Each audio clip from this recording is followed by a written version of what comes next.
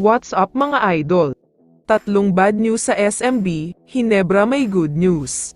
Pero bago mo sana ipagpatuloy ang panonood mo, ay huwag mong kalimutan na mag-subscribe bilang suporta sa aking YouTube channel. Maraming salamat idol.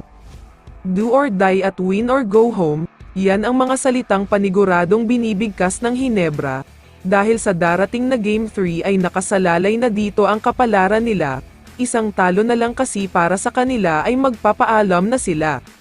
Malungkot ang halos lahat ng mga Hinebra fans at kahit sila mismo ay nawawalan na ng pag-asa, nakita din kasi nila kung gaano kahirap talunin ang complete lineup ng San Miguel Beermen, tapos ay healthy pa ang mga superstar nila. Pero kahit papaano ay may mga bad news para sa SMB na magbibigay sa Hinebra ng mas malaking chance manalo sa Game 3. Una na nga dito ay tungkol kay Terrence Romeo, dahil ayon sa source ay out pa rin daw siya sa Game 3.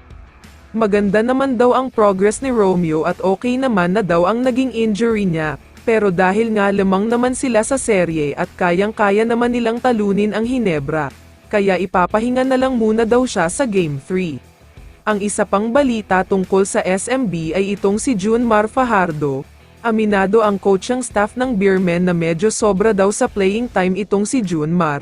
Hindi daw dapat ganito dahil kagagaling lang niya sa injury.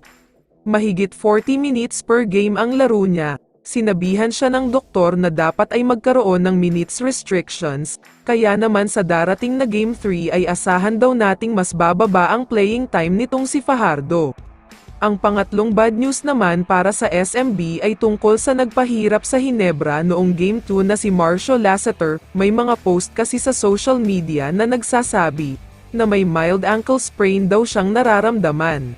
Pero hindi nga daw masyadong naramdaman ito sa mismong game dahil sa adrenaline, pero pagkatapos ng game ay dito na niya naramdaman ito, kaya ayon sa post ay game time decision daw ang mangyayari. Ang good news naman para sa Hinebra ay tungkol kay Jamie Malonzo, dahil ayon sa kanya ay nakuha na daw niya ang kumpiyansa niya, matagal nga daw bago bumalik ang magandang laro niya dahil sa back injury niya. Kaya naman asahan daw nating lahat na mas maganda pa ang ipapakita niya sa Game 3, hindi lang siya kundi pati mga kakampi niya dahil gagawin na daw talaga nila ang lahat para manalo. Ipapakita daw nila kung ano talaga ang ibig sabihin ng never say die. Kaya naman kung ikaw ang tatanungin idol, ano ang masasabi mo sa mga balitang tungkol sa Hinebra at SMB? I-comment mo naman ang sagot mo sa tanong na ito. So dito na nagtatapos ang video na ito. Maraming salamat sa pagsuporta at panonood mga idol. Ingat at bye-bye.